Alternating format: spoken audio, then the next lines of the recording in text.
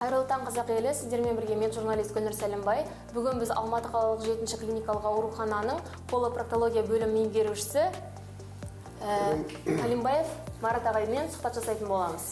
Сәлеметсіздер. 7-ші қалалық ауруханада бізде бөлімше бар. Колопроктология саласында жұмыс қызмет жасап жүргенімізге 35 жылдай болды. Бізге көп кездесетін жағдай тоқ ішектен қан кету және тік ішектің қан кету құбылысы көп кездеседі. Себептер өте көп. Өйткені қазіргі уақытта біздің жастарда, үлкен кісілерде тамақтану мәдениеті дұрыс емес та бізде қазір.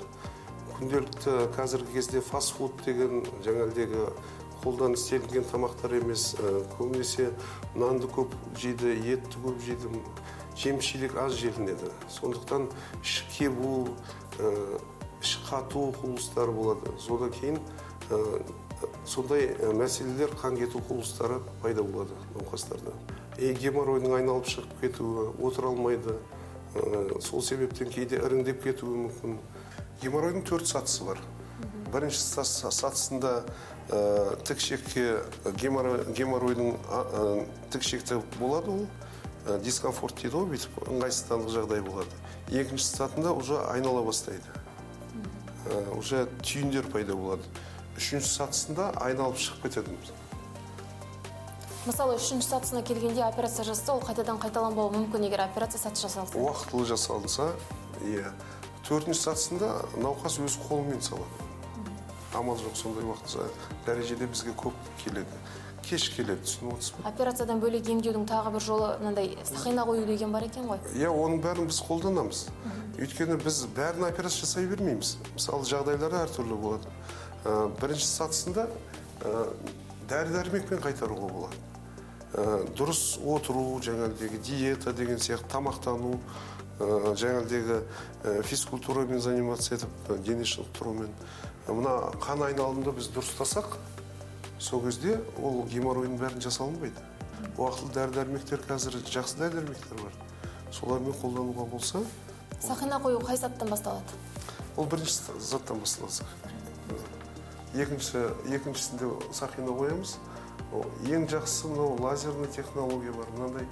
Ондай дертке шалдықпау үшін дұрыс тамақтану керек, спортпен айналысу керек, және де күнделікті тағамды, клетчатка дейміз ғой, жеміс-жидекті көбірек ішу керек, тамаққа қосу керек.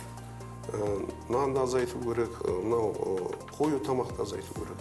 Көп жүру керек, спортпен айналысу керек. Күнделікті сондай рацион болса, мысалы, күнделікті тамақта 200-300 граммдай салат жеу керек. Соның бәрін оливковый масломен араластырып, салат ретінде тамақтанса 200-300 грамм. Бір тәулігіне компот болсын, шай болсын, су болсын, 1,5-2 литрдей ішу керек. Адамға қозғалу керек.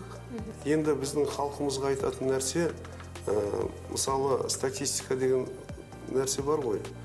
40-50 жастағы кісілер тоқ ішегін тексерсе дейік. Өйткені қазір полип деген аурулар жиі кездесіп жатыр. Жасарып жатыр. Өйткені не себептен? Өйткені бізге кеп тексерілмейді. Емханадан дәрі-дәрмек алып, жаңағыдегі тік ішектің свечасын қойып, уақытын өткізіп алады. Сол себептен ертерек бізге кеп тексерілсе, біз әр уақытта қабылдаймыз. Мысалы, іш қатпасы бар. Оны 5-6 жылдан кейін науқастар келеді. Біз сол кезде кеш уақыт болып қалуы мүмкін. Қатерлі ісікке айналып кетуі мүмкін. Қандай симптомдарды байқаған кезде тексерілуге жүгіру керек? Тік ішектен қан кету. Іш қатпасы болған кезде. Бұл кісілер өзі сена деген препарат аптекадан барып алып, дюфалак деген препараттарды соны өздері алып ішеді, дәрігерге қаралмай.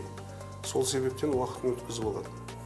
Егер өз уақытында келсе, біз тексеріліп, рентген сәулесімен тексере аламыз. Тік ішекті тексеретін аппараттар бар. Тоқ ішекті тексеретін фиброколоноскопия, ректоскопия деген. Соның бәрін уақытылы келетін болса, сондай жағдайға біз жеткізбей алдын ала шараларын қолдануға болады.